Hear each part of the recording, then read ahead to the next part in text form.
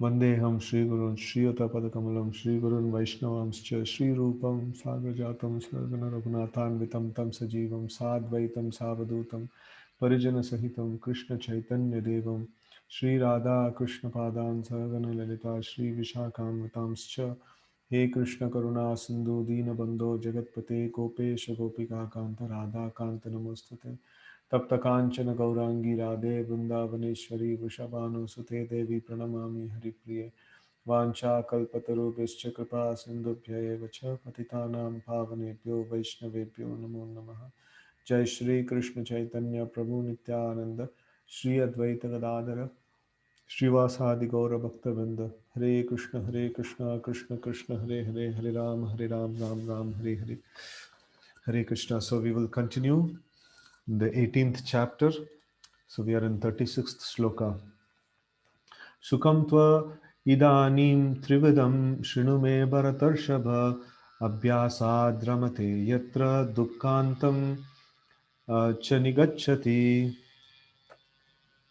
O best of Bharatas, now please hear from me about the three kinds of happiness by which the conditioned soul enjoys and by which he sometimes comes to the end of all distress. Okay. Purport. A conditioned soul tries to enjoy material happiness again and again. Thus he chews the chewed. But sometimes in the course of enjoyment, he becomes relieved from material entanglement by association with a great soul. In other words, a conditioned soul is always engaged in some type of sense gratification. But when he understands by good association that it is only a repetition of the same thing and he is awakened to his real Krishna consciousness, he is sometimes relieved from. Okay, there is some audio disturbance. Just a minute. Hare Krishna. It's headset that is there. Are everybody is feeling the audio disturbance or No. no? Right? Okay. Okay. So, okay. So he is awakened to his real Krishna consciousness. He is sometimes relieved from such repetitive so-called happiness. So, like in the material world, everything is okay. It is audio disturbance is there. I'm not feeling.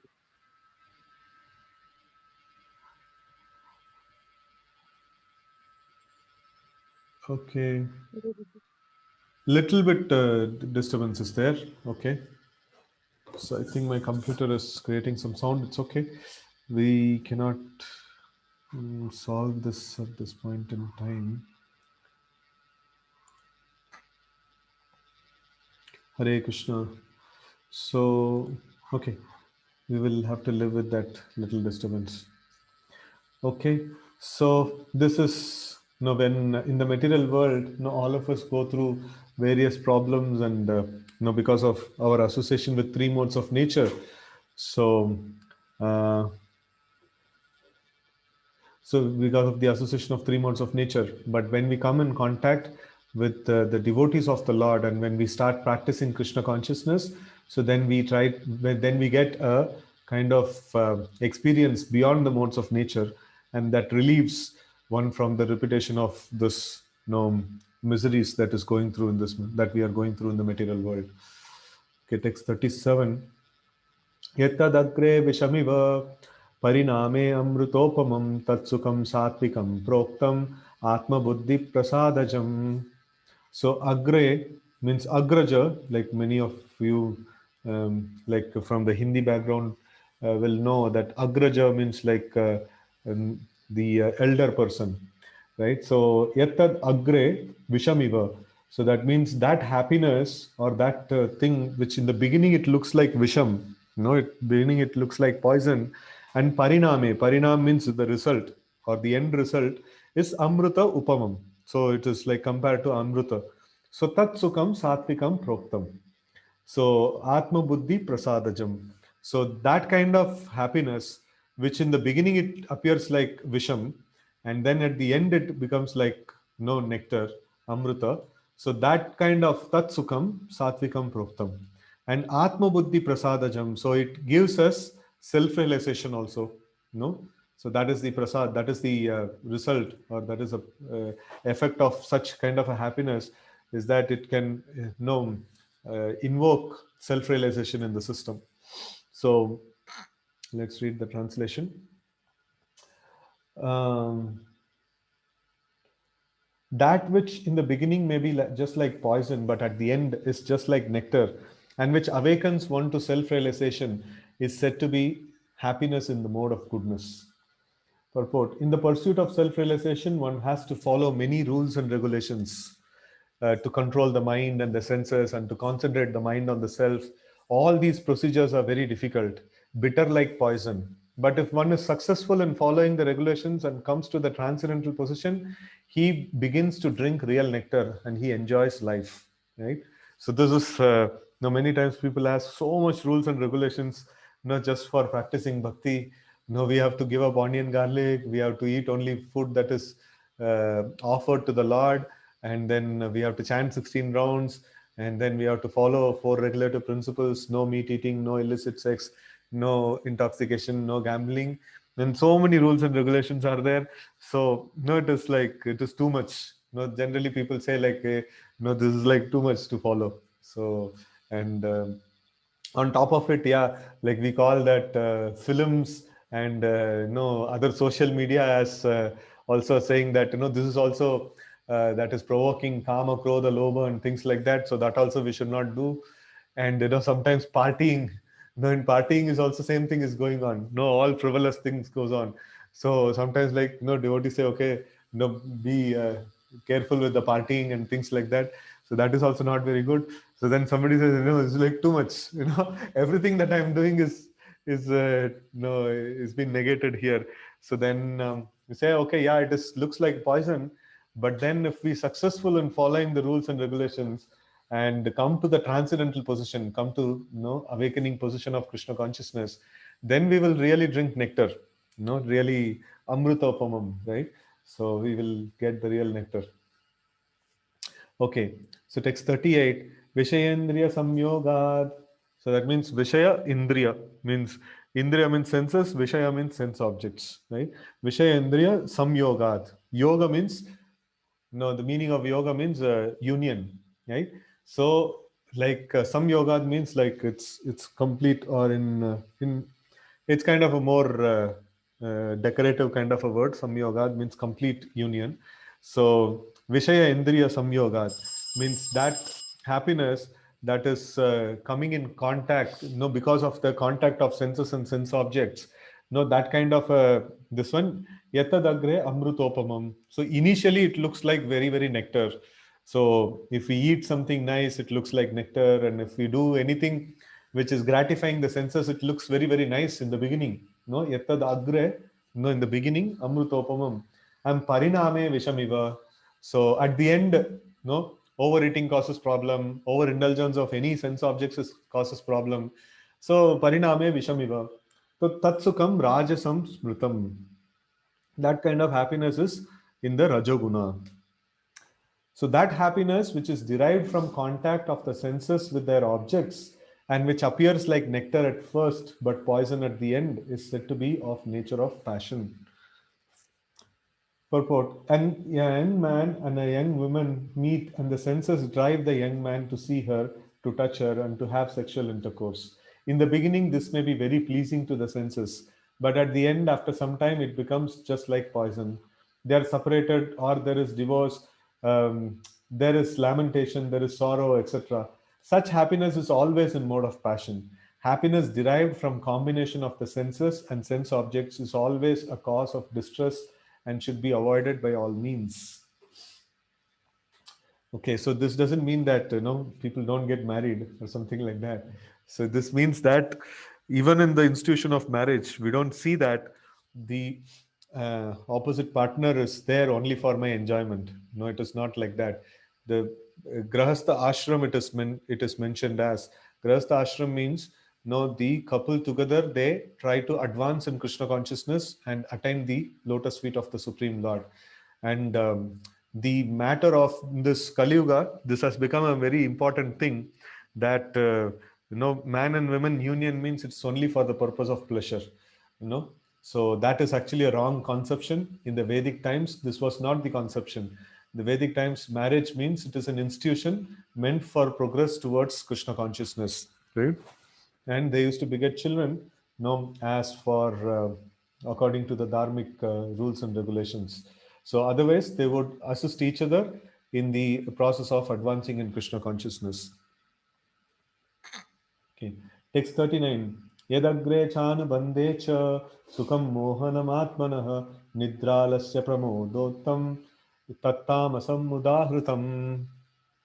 So, and happiness which is blind to self realization, which is delusion from beginning to end, which arises from sleep, laziness, and illusion, is said to be of nature of ignorance. Because practically, a person in ignorance doesn't have, at least a passionate person, in the beginning, he is getting some happiness. And then at the end, like, no, he is suffering. So, but in mode of ignorance, there is no happiness in the beginning, also, there is no happiness in the end, also. Right?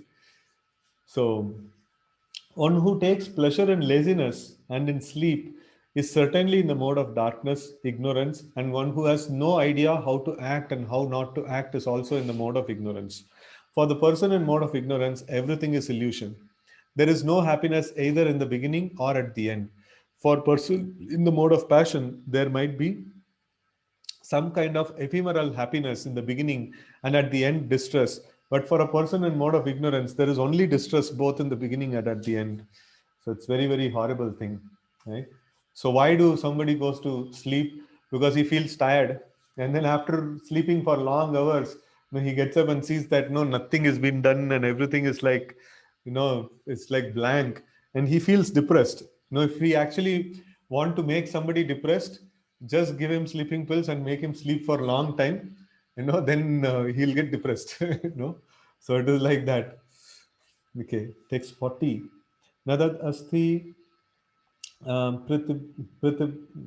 पृथिव्यां वा देवेषु वा पुनः सत्वं प्रकृतिर्जैर्मुक्तं यद् एभिः स्यात् त्रिभिर्गुणैः. There is no being existing either here or among the demigods in the higher planetary systems which is freed from these three modes of material nature. Purport. The Lord here summarizes the total influence of three modes of material nature all over the universe. Brahmana, Kshatriya, uh, Visham, Shudranam, cha Parantapa, um, Karmani, Pravibhaktani, Swabhava, Prabhavair Gunahi. Brahmanas, Kshatriyas, Vaishyas, and Shudras are distinguished by by distinguished by qualities born of their own natures in accordance with the material modes. O chastiser of the enemy. And text 42, Samodamastapasaucham Shantir Arjavam Evacha Jnanam Vijnanam Astikyam Brahma Karma Swabhavajam. Okay, so now, like Krishna is explaining about the Brahmana, Kshatriya, Vaishya, and Shudra, and how these classifications are made. These classifications are made based on the qualities, that they have acquired. And what are those qualities? Krishna is starting to explain it in the text 42. He is explaining about the Brahmanas. Sama means control of the senses, peacefulness, and Dhamma means control of senses, and Tapa is austerity, Saucham is cleanliness, Shanti is tolerance. No, this is not Shanti. Shanti is different from this is Shanti. No, this is Shanti means like um, tolerance, yeah. And then Arjavam means it is religiousness or honesty, and Jnanam, Vijnanam, Astikyam, knowledge and realized knowledge, and Astikyam means religiosity. So all these things are Brahma Karma Swabhavacham. So these are all the qualities of Brahmanas. Hmm? So peacefulness, self-control, austerity, purity, tolerance, honesty, knowledge, wisdom, and religiousness. These are the natural qualities by which the Brahmanas work. So here we see that all the caste system or divisions of people is not based on some random thing, or not based on, okay, he's born to a Brahmana father and mother, so that means he must be a Brahmana. It's not like that. So he has to acquire these qualities, otherwise he cannot call himself a Brahmana. And if anybody displays these set of qualities, he can be called as a Brahmana. right? So peacefulness, self-control, austerity, purity, tolerance, honesty, knowledge, wisdom, and religiousness. Okay, text 43. Shauryam tejo dhritidaksham yuddhe chapi apalayanam dhanam ishvara bhavascha kshatram karma svabhavajam. So Shaurya means heroism, Teja means power, Dhriti, determination, Daksham is expertness or resourcefulness, it is mentioned here. And Yuddhe, no, in the battle, he is very, very resourceful in in the battle. And then not fleeing in the battle, and then Dhanam, generosity, no, Ishvara, Ishvara Bhava. No, he has a sense of controllership and leadership kind of qualities. No, he has got. So these are all things which are Shatra Karma Swabhavajam. This is all Kshatriya's duty. Heroism, power, determination, resourcefulness, courage in battle, generosity, and leadership are the natural qualities of work for the Kshatriyas. Okay. Text 44. Krishi Goraksha Vanijyam Vaishya Karma Swabhavajam Paricharyatmakam Karma Sudrasyapi Swabhavajam. Okay. Farming, cow protection, and business are the natural work of for the Vaishyas, and for the Shudras there are labor and other service and service to others. Right. So all the different categories, of the higher classes, they are assisted by Shudras. So in some discussions, like there is more clarification is offered. So a person who's a Shudra means a person who is in mode of ignorance or not tending towards mode of ignorance. But how do we say mode of ignorance? How do we qualify mode of ignorance? No, they don't have much sense control. But these Shudras, when they are working under a Brahmana, Kshatriya, or a Vaishya, so they will, by the rules and regulations or by the like regulation of the higher order, so they will be able to work on a higher platform, little higher platform. Left to themselves, they will not be able to work in that way, but they have to work under somebody. So in that way, like they are working. And in the Shudras also, there are some classifications are there. Now there are some Shudras who can assist the Brahmanas. So they also have little bit of tolerance and things like that and all. So such kind of Shudras, they assist Brahmanas. And there are certain Shudras who are very, very valorous, who are brave. No, so like the chariot drivers, of the Kshatriyas, they cannot be like some cowards. No, they cannot serve the Kshatriyas. The Kshatriyas will be fighting, and like arrow can come on the chariot driver also, right? So, and there are so many people like who will assist the Kshatriya. So they are very brave. Then such kind of Shudras, they are assisting the Kshatriyas, right? And there are Shudras who are interested in business and like money making and things like that. So they, like those kind of Shudras, they assist the Vaishyas. So in that way, like there are three different categories are also there in that. So, but basically they are not capable of controlling their senses on their own, left to themselves. Text 45. Sve sve karmani abhiratah samsiddhim labate narah swakarmanyarata siddhim yata vindati tachrinu. By following his qualities of work, every man can become perfect. Now, please hear from me how this can be done. यतः प्रवृत्तिर्भूतानां येन सर्वमिदं ततं स्वकर्मणा तमभ्यर्च्य सिद्धिं विन्दति मानवः. Okay, so there is a question here. Business means particular type of business or any type of business. In today's world, so many types of businesses are going on. Yeah, any type of business, like it is, where there is a transaction and things like that. So where there is some trading and like selling of services or selling of goods or anything for that matter. So like for a Kshatriya, he will not do a business.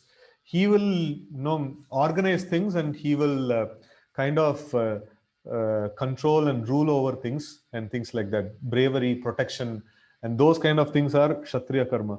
And Brahmanas, they would just study the Vedic scriptures, and they would cultivate more control of senses so that their vision becomes more clear, and they become the eyes through which all other section of people can see. So, because if they get involved in the material activities as the Kshatriyas and Vaishyas are doing, So then they will not be able to have that clear spiritual vision. So then the brahmanas cannot guide. So for the guiding principle, for no for the brahmanas to guide, so they cannot get involved in the material activities. So there is a section of people, as brahmanas, they are like completely avoiding the material activities, and they are just fully engaged in study of scriptures and trying to teach people and things like that, and not actively endeavoring to control the senses. So in that way, they actually try to help the other classes of people. And Kshatriyas, they help the people by offering protection and organizing things. No, they don't generate any money, but they collect taxes and then they organize things. No, they are like very, very powerful in their nature. They're no, they can control things and they can actually regulate things. So, and Vaishyas are the productive engine of the society, where they generate the business, they generate the transaction, they generate the money and things like that. So that is the Vaishyas, this one. And Shudras, they assist all these other classes of people in their physical labor and service. Right? So that is how these different classes are there. Okay. So text 46. Yata pravritir bhutanam yena sarvamidam tatam swakarmana tamam vyarcha sam siddhim vindati manava. Swakarmana, by one's own duty or one's own activities, occupational duties, tam abhyarcha, no, like to worship the Supreme Lord. No, so one has to, the Brahmana has to worship the Supreme Lord through his profession. A Kshatriya has to worship the Lord through his profession, and a Vaishya has to worship the Lord through his profession. So it's like it's all these things are offered in the service of the Lord. Okay, by worship of the Lord, who is the source of all beings and who is all pervading, a man can attain perfection through performing his own work. Purport. As stated in the 15th chapter, all the living beings are fragmental parts and parcels of the Supreme Lord. So this is now whenever this comes, like in the 15th chapter, we can actually try to remember the sloka for that. So here it is mentioned that all living beings are fragmental parts and parcels of the Supreme Lord. So the Lord says, "Mama eva amsha." So that is like "Mama eva amsha jiva loke jiva bhuta sanatana." Manasashtani indriyani prakritisthani karshati. So this is the sloka Prabhupada is talking about here. So mama eva amsha. So that is like my own fragmental parts and parcels. So mama eva amsha. So as stated in, so okay. So the living entities are part and parcel of the Lord. Thus the Supreme Lord is the beginning of all living entities. Now, this is confirmed in the Vedanta Sutra, Janma Dhyashayataha. So that means the Janma or the beginning of all the living entities is from that person who is the Supreme Absolute Truth. Okay, the Supreme Lord is therefore the beginning of life of every living entity. And as stated in the 7th chapter of Bhagavad Gita, the Supreme Lord, by his two energies, external energy, no, that is mentioned as Bhumir, Apa, Anala, Vayu, no, Kammano, Buddhirevacha, no, Ahankara, Miti, Amme, Binna, Prakritir, Ashtada. So that is the external energy: earth, water, fire, air, ether, mind, intelligence, and false ego. Ashtada, 8. And then internal energy is the living entities, all of us. So this is mentioned in the 7th chapter, 7.4 and 5. So they are all pervading. Everywhere you see there is earth, water, fire, air, ether is there. And everywhere you see there is living entities are there. We'll be surprised to see that every nook and corner of the world there is living entities are there, and every square inch has so much of germs, microbes and things like that. So it's all living entities. So the soul is there. Some soul is there in the body of an elephant, and some soul is there in the body of a virus or a bacteria or some microbes, small entities, right? So, but everywhere the living entities are there. So both external and internal energy of the Lord is all pervading. It is present everywhere. So therefore, one should worship the Supreme Lord with his energies. Generally, the Vaishnava devotees worship the Supreme Lord with his energy. His external energy is perverted reflection of the internal energy. So that means external energy is represented by Durga Devi, and internal energy means the Daivi Shakti is represented by Lakshmi, or Radharani, like that. So that is the internal energy of the Lord. So his external energy is perverted reflection of the internal energy. and the external energy is the background, but the Supreme Lord, by the expansion of his plenary portion as Paramatma, is situated everywhere. He is the super soul of all the demigods, all the human beings, all animals, everywhere. Right? One should therefore know that as part and parcel of the Supreme Lord, one has his duty to render service unto the Supreme. Everyone should be engaged in devotional service of the Lord in full Krishna consciousness. That is recommended in this verse. Everyone should think that he is engaged in a particular type of occupation by Rishikesha, the master of the senses. And by the result of the work in which one is engaged, the Supreme Personality of Godhead, Sri Krishna, should be worshipped. If one thinks always in this way, in full Krishna consciousness, then by the grace of Lord, he becomes fully aware of everything. That is the perfection of life. The Lord says in Bhagavad Gita, Tesham aham samuddartha. The Supreme Lord himself takes charge of the delivering such a devotee. So Mrityu Samsara Saharat. No, Krishna mentions Tesam Aham Samudarta Mrityu Samsara Saharat.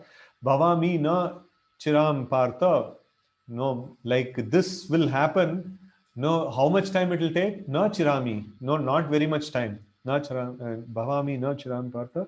Um, like I don't remember the last line. Anyway, so it is Krishna says, I am going to personally deliver the living entities or the devotees who are dedicated to the service of the Lord. So I am going to personally deliver them. No, that is a promise that the Lord is giving. In whatever occupation one may be engaged, if he serves the Supreme Lord, he will achieve the highest perfection. So this is the core aspect of any what is it? Any form of our existence is that somehow or other we should engage in the service of the Lord. No, through our occupation, whatever nature we have acquired, if we have the Brahminical tendencies, then we can use that tendencies in the service of the Lord. If we have Kshatriya tendency, we can use that tendency in the service of the Lord.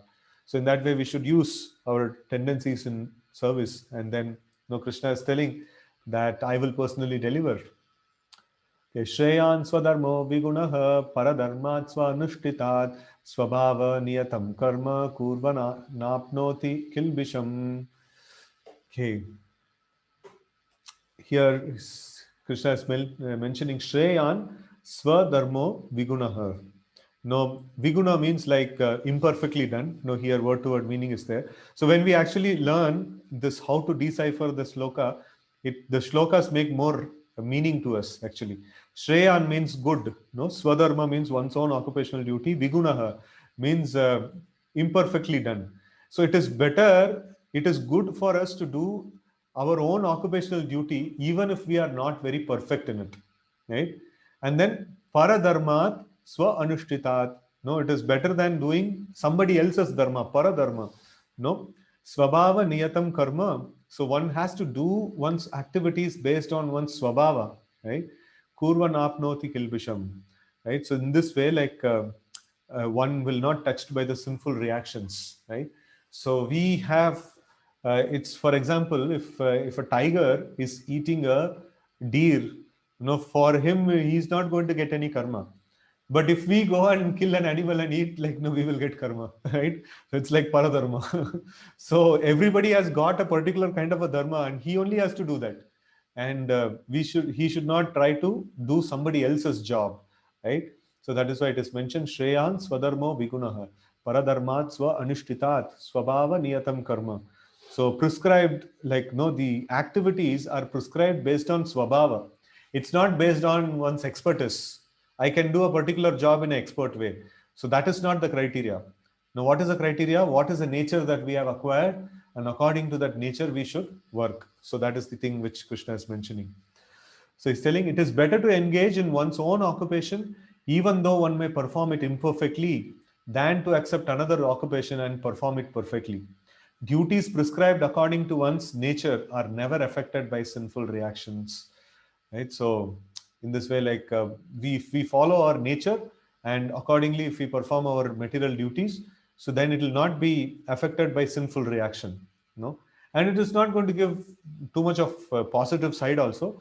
So basically the thing is, working according to the nature, one will not get extra sinful reaction, and we can peacefully focus on devotional service, right? So that is possible. But if we act against our nature, it will always be, we may be able to deliver something very perfect, but then we will always have some tension or some problem that will be going on. So that's why we should not work against our nature. Okay, purport. One's occupational duty is prescribed in Bhagavad Gita, as already discussed in previous verses, that is Brahmana, Kshatriya, Vaishya, Shudra. So the duties of Brahmana, Kshatriya, Vaishya and Shudra are prescribed according to their particular modes of nature. One should not imitate another's duty. So here in the modern world, no, so we have this biggest problem. We ask children which course you want to take. So I want to take so and so course. Why do you want to take that course? Because my friends are taking, you know. So ho gaya paradharma, you know, what other person is taking. And otherwise, like if you ask them what do you want to take, you know, I want to take this. Why? Because I'll get a good job if I take that, right? So whether it is going to be in line with this nature or not, we don't know, right? So and then in this way, like we see that this is just one example I'm just telling. It is there everywhere. Everybody compares in this direction. What is the other person doing, and I should also match with him, or I should get better than him, and things like that. So this comparison has spoiled the peace of the entire, you know, human race. So that is not the way we can become peaceful. We have to understand what nature that we have acquired, and we should be just peaceful executing our duty. So then somebody may immediately argue, saying that, no, that means a Shudra should always remain a Shudra. He should simply doing a work and things like that. So yeah, like if he's got only that kind of a quality, then he should just do that only.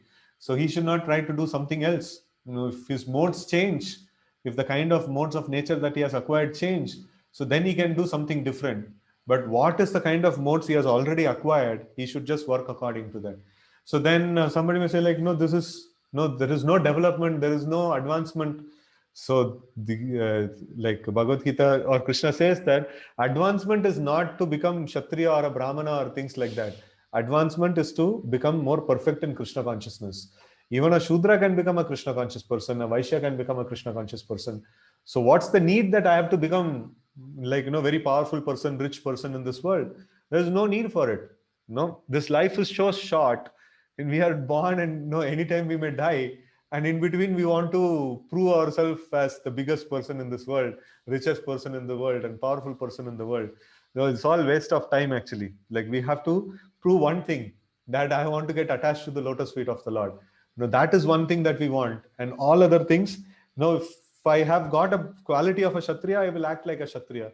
If I've got a quality of a Shudra, I will act like a Shudra. That is just to keep the mind at peace and progress in Krishna consciousness. That is very much important. So that is why one has to do work according to one's nature, and that will avoid sinful reactions. If sinful reactions are not there, there is an environment of peace that is there, and in that we can progress in Krishna consciousness. So that is the main point. So there is nothing so special about Brahmana, Kshatriya, or Vaishya or Shudra. It's all material, no duties. It is all different vehicles that has been given to us. So the main point is, no, have we reached the destination using that vehicle? That is more important. So here Krishna is telling, whatever may be your class, whatever may be this one Varna you belong to, you just worship me through that Varna, through your capacities, through the qualities that you have acquired, and in that way you will become perfect, right? So he's not telling that no, you have to become a Brahmana, or you have to Kshatriya is better and things like that. He's just telling that no, whichever position you are, sthane sthitas shruti tanuvan manobir ye prayaso ajita jito apitais lokyam. So wherever, whichever position we are in, no, there is no point in trying to change the material position. Immediately we should try to advance in Krishna consciousness. That is very important. Okay, so these duties, various duties are mentioned, and uh, one should not imitate others' duty. A man who is by nature attracted to the kind of work done by Shudra should not artificially claim to be a Brahmana, although he may have been born into a Brahmana family. In this way, one should work according to his own nature. No work is abominable. It's a very, very important principle Krishna is, no, or Prabhupada is highlighting here. No work is abominable if performed in service of the Supreme Lord. The occupational duty of a Brahmana is certainly in mode of goodness, but if person is not by nature in the mode of goodness, he should not imitate the occupational duty of a Brahmana. For a Kshatriya or administrator, there are so many abominable things. A Kshatriya has to be violent to kill his enemies, and sometimes a Kshatriya has to tell lies for the sake of diplomacy. Such violence and duplicity accompany political affairs. But a Kshatriya is not supposed to give up his occupational duty and try to perform the duties of a Brahmana. It's like you should not think that, oh, in my duty, now I have to tell lies, I have to kill people, so I'll give up this. No, he cannot do that. So he should continue his business. No, because he has acquired that nature. In fact, Krishna tells to Arjuna, Arjuna tells, saying that, I have to fight with all my relatives and things like that. Better for this, I'll take sannyas. I'll go to the forest. So then Krishna says, see, you have got a particular nature. You are a Kshatriya. Even if you go to the forest, you will not do meditation, you will fight there. It is not possible for you to sit down quietly there. So better, no, you have got an occupational duty, and no, you have got the right kind of an occupation now to fight for dharma. No, don't think that, no, relatives, this, that, and all. Like, no, they are following the path of adharma, and you have to oppose that. And I am telling you, you should fight. No, don't think that, no, this, you have to engage in ghastly war and things like that, so I'll run away from this. So even if you run away, wherever you go, you are going to fight, because your nature is that. So better you fight for the right cause. So that's how the Kshatriyas are, right? And one should act to satisfy the Supreme Lord. For example, Arjuna was a Kshatriya. He was hesitating to fight the other party. But if such fighting is performed for the sake of Krishna, the Supreme Personality of Godhead, there need be no fear of degradation. In the business field also, sometimes a merchant has to tell so many lies to make a profit. If he does not do so, there can be no profit. Sometimes a merchant says, "Oh, my dear customer, for you I am making no profit." But one should know that without profit, the merchant cannot exist. Therefore, it should be taken as a simple lie if a merchant says that he is not making a profit.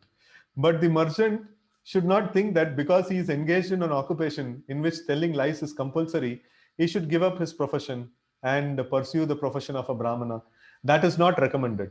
Whether one is a Kshatriya, a Vaishya, or a Shudra doesn't matter if he serves by his work the Supreme Personality of Godhead.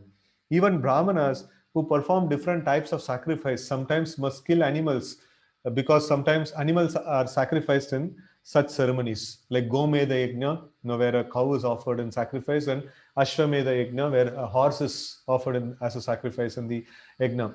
But anyways, like it is mentioned that in Kali Yuga, these kind of sacrificial uh, this one ceremonies are prohibited in Kali Yuga.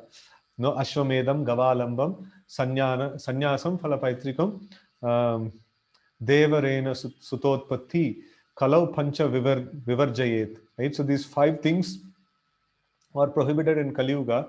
So that is Ashwamedam. So the performing horse sacrifice. Gavalambam is like Gomeda, or cow sacrifice yajnas. Ashwamedam, Gavalambam. Sannyas. No, the sannyas means not the Vaishnava sannyas. So this is like karma sannyas. So karma sannyas means, like in the past, after karma yoga, a person will graduate to jnana yoga. So in the point of jnana yoga, one has to take sannyas. No, that kind of sannyas is prohibited in Kali Yuga, because nobody can possibly practice karma yoga. Nobody knows which varana he is, and nobody knows like what is his occupational duty. So it is not at all possible to know. So then, if he cannot do karma yoga, there is no point in him reaching jnana yoga. And if he is not reaching jnana yoga, then he should not take karma sannyas. That is not possible only. So that is like prohibited. No, sannyasam phala paitrikam. That is, I'm forgetting what is that. And anyways, so I'll find that until later. So these things are some of the things which are prohibited. Anyways, the animal sacrifice in this one is prohibited. But in terms of Vedic this one light, if we see, there are certain sacrifices which involves killing of animals also. So then a Brahmana should not simply give that up. No. Similarly, if a Kshatriya engages in his own occupation, kills an enemy, there is no sin incurred. In the 3rd chapter, these matters have been clearly and elaborately explained. Every man should work for the purpose of yajna or for Vishnu. Yajna atat karmano anyatra lokoyam karma bandhana. Right? So the Supreme Personality of Godhead. So anything done for personal sense gratification is a cause of bondage The conclusion is that everyone should be engaged according to the particular mode of nature he has acquired, and he should decide to work only to serve the supreme cause of the Supreme Lord. So, in that way, like working according to our nature for the pleasure of the Supreme Lord, so we will attain perfection. It takes 48. Sahajam karma kaunteya sadosham apina tyajet sarvaramba hidoshena dhumena nir ivar ivavritah. Every endeavor is covered by some fault, just as fire is covered by smoke. Therefore, one should not give up the work born of his nature, O son of Kunti, even if such work is full of faults. So in continuation, Prabhupada had nicely explained in the previous purport only all these things. So if a Kshatriya has to tell a lie or he has to fight a battle, still he should not give it up. No, it has, my occupation is having so many faults, and a Vaishya a businessman has to tell so many lies to make a profit. So even that he should not give it up, no, because it involves things like that. So he should no, even if it is full of faults, one has to follow his particular nature of work. Okay. In conditioned life, all work is contaminated by the material modes of nature. Even if one is a Brahmana, he has to perform sacrifice in which animal killing is necessary. Similarly, a Kshatriya, however pious he may be, has to fight enemies. He cannot avoid it. Similarly, a merchant, however pious he may be, must sometimes hide his profit to stay in business, or may sometimes have to do business on the black market. These things are necessary. One cannot avoid them. Similarly, even though a man is a Shudra serving a bad master, he has to carry out the order of the master, even though it should not be done. Despite these flaws, one should continue to carry out his prescribed duties, for they are born out of his own nature. So sometimes our people, they ask, sometimes Matajis, they become devotees, and then the in the home the husband is not a devotee and he is demanding non-vegetarian food. And then no, they ask, like, no, what should we do? We are in like very very no critical situation. No, we know that this is very wrong, we should not cook non-veg. And then no, my husband is not educated in Krishna consciousness. So then they, like, he is demanding this, so what should I do? So then we say that, okay, you follow very strictly, but then no, you serve, but then you also serve prasadam, like on a regular basis, and then pray for him, so that he will, over a period of time, he will change by Krishna's mercy. So in that way, like, no, the bad master is there, and you cannot just say, like, I will not serve. No, I have to serve. There is no other way, right? So that is all some of the this ones, that practical things that we have to see. So, and Krishna is very very practical. Krishna is not telling something like utopian or something like that. So he is telling a way where we can all practice nicely Krishna consciousness, and Krishna is ready to accept these practical considerations, right? Okay. A very nice example is given herein. Although fire is pure, still there is smoke. Yet smoke does not make the fire impure. Even though there is smoke in the fire, fire is still considered to be the purest of all elements. If one prefers to give up the work of a Kshatriya and take up the occupation of a Brahmana, he is not assured that in the occupation of a Brahmana there is no unpleasant duties. One may then conclude that in the material world, no one can be completely free from contamination of material nature, right? So we are in contamination of material nature. So we have to work with the material nature. So if we work with the material nature, definitely there will be some contamination. So we have to work with the material nature as per the qualities that we have acquired according to the varna. No, so in that, accordingly, we should deal with the material nature and offer the results to Krishna. So that purifies the whole thing, right? So this example of fire and smoke is very appropriate in this connection. When in winter time one takes a stone from the fire, sometimes smoke disturbs the eyes and other parts of the body, but still one must use the fire despite disturbing conditions. Um, okay, so in the cold season, like, they put the fire, campfire kind of a thing and all. So sometimes the fire is disturbing the eyes, but then that is necessary. Otherwise, the person will get frozen. So in the extreme, cold conditions and all. Okay, similarly, one should not give up his natural occupation because there are some disturbing elements. Rather, one should be determined to serve the Supreme Lord by his occupational duty in Krishna consciousness. That is the perfectional point. When a particular type of occupation is performed for the satisfaction of the Supreme Lord, all the defects in that particular occupation are purified.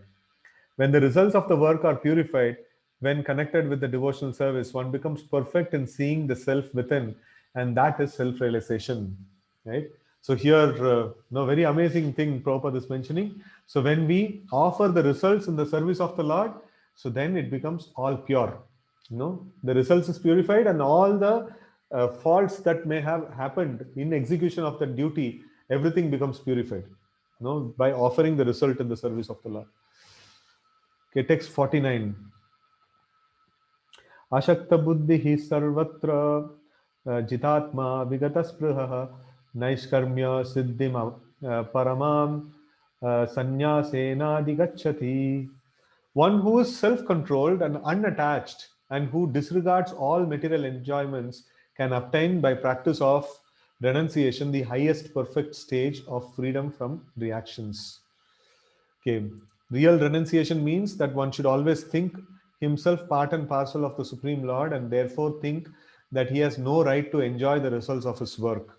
Since he is part and parcel of the Supreme Lord, the result of his work must be enjoyed by the Supreme Lord. This is actually Krishna consciousness. The person acting in Krishna consciousness is really a sannyasi, one in the renounced order of life. By such a mentality, one is satisfied because he is actually acting for the Supreme. Thus, he is not attached to anything material. He becomes accustomed to not taking pleasure in anything beyond the transcendental happiness derived from the service of the Lord. A sannyasi is supposed to be free from the reactions of his past activities, but a person who is in Krishna consciousness automatically attains this perfection without even accepting the so called order of renunciation. This stage of mind is called Yoga Ruda, or the perfectional stage of yoga. So, in the sixth chapter of Bhagavad Gita, Krishna uses these words Yoga Ruruksha and Yoga Ruda. Yoga Ruruksha means the beginner in the practice of yoga, and Yoga Ruda means the expert in the practice of yoga. Right. So, what it marks the expertness in the practice of yoga? If we understand that I am part and parcel of Lord, and whatever work I am doing, the benefit of it should be enjoyed by Krishna. The result of it should be enjoyed by Krishna. So, such a kind of attitude is perfect renunciation, and that is called Yoga Ruda, no perfectional stage of yoga. Right? As confirmed in the 13th chapter, Yastvatma Rathir Eva Syat, one who is satisfied in himself has no fear of any kind of reaction from his activity. Right? So if a person is self-satisfied means like he is not having any attachment to material things. So he has already crossed the modes of nature. If he has already crossed the modes of nature, he doesn't need to do occupational duties like Brahmana, Kshatriya, Vaishya, Shudra.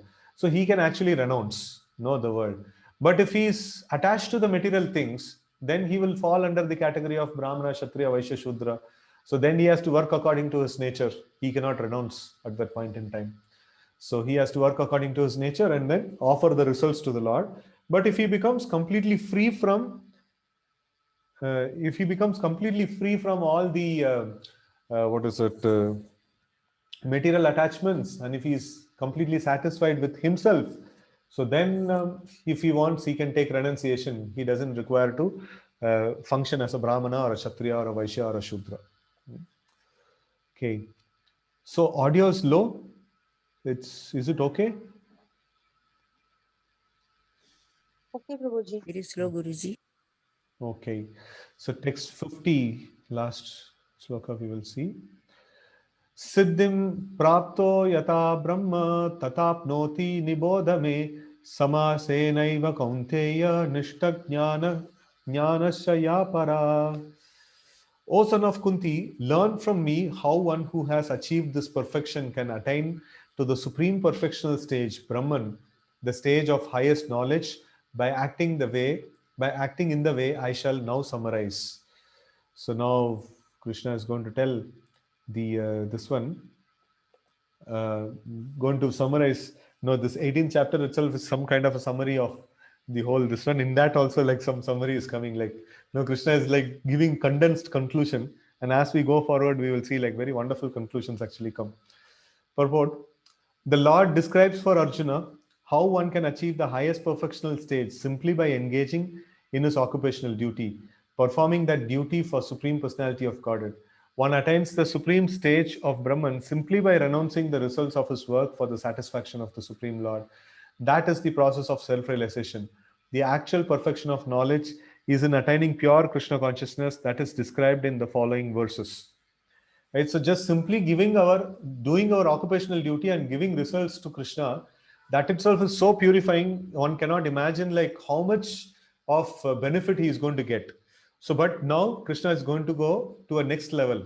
No, it is like this can give us, this can actually take us to the platform of Brahman realization. No, offering our results of our occupational duty in the service of the Lord, it can actually take us to the level of Brahman realization. And then like Lord will talk about Paramatma realization and Bhagavan realization also in the end. Right? So that's the summary, like when Krishna is like fast forwarding the whole thing.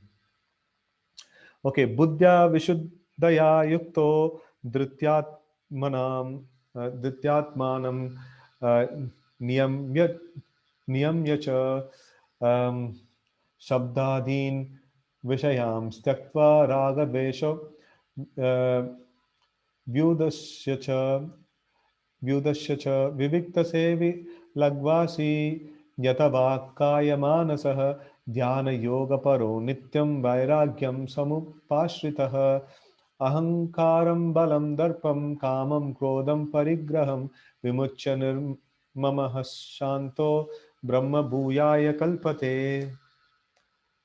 Being purified by his intelligence and controlling the mind with determination, giving up the objects of sense gratification, being freed from attachment and hatred, one who lives in a secluded place, who eats little, who controls his body, mind, and power of speech, who's always in trance and who's detached, free from false ego, false strength, false pride, lust, anger, and acceptance of material things, free from false proprietorship and peaceful, such a person is certainly elevated to the position of self realization. Purport: when one is purified by intelligence, he keeps himself in the mode of goodness. Thus, one becomes the controller of the mind and is always in trance. He is not attached to the objects of sense gratification, and he is free from attachment and hatred in his activities. Such a detached person naturally prefers to live in a secluded place. He does not eat more than what he requires, and he controls the activities of his body and mind. He has no false ego because he does not accept the body as himself, nor has he desire to make the body fat and strong by accepting so many material things. Because he has no bodily concept of life, he is not falsely proud. He is satisfied with everything that is offered to him by the grace of the Lord. And he is never angry in the absence of sense gratification, nor does he endeavor to acquire sense objects. Thus, when he is completely free from false ego, he becomes non-attached to material things, and that is the stage of self-realization of Brahman. That stage is called Brahma Bhuta stage. When one is free from the material conception of life, he becomes peaceful and cannot be agitated. This is described in Bhagavad Gita 270. Apuryamanam achala pratishtam samudramapaha pravishanti yadvat tadvad kamayam pravishanti sarve sa shanti mapnoti na kama kami. A person who is not disturbed by the incessant flow of desires, no, that enter like rivers into the ocean, which is ever being filled but is always still, can alone achieve peace, and not the man who strives to satisfy such desires. So here it's very, very nice sloka. Now I would request devotees to memorize this sloka. It is very nice, this one. Apuryamanam achala pratishtam. No, it is like achala means like it is not going to move, and pratishtam means it's solidly situated. Right? So whom the Krishna is talking about it? Samudram. Right? So the ocean, it is achala and it is full. No one, like we see that the samudra is like completely full, and then achala, it is what is that? It is like no immovable, no, and then pratishtam, no, very solidly situated, and apaha pravishanti yadvat.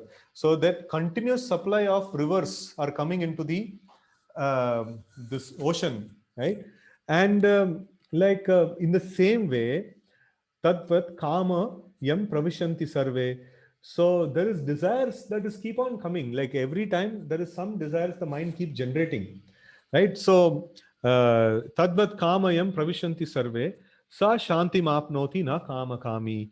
So a self-realized person is one who is able to tolerate all the incessant flow of desires into his mind, and he is, as steady and still like samudra, you know like he's gambirta, like, no, it is like a ocean, and he is not moving, right? So if a person is striving to satisfy all the desires, then he'll be flickery. He'll not be like steady as an ocean.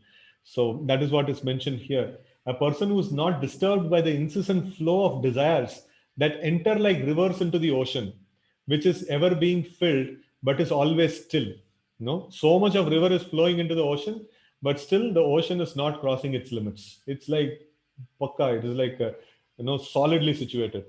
So can alone achieve peace. Only such a person can alone achieve peace, and not the man who strives to satisfy the such desires.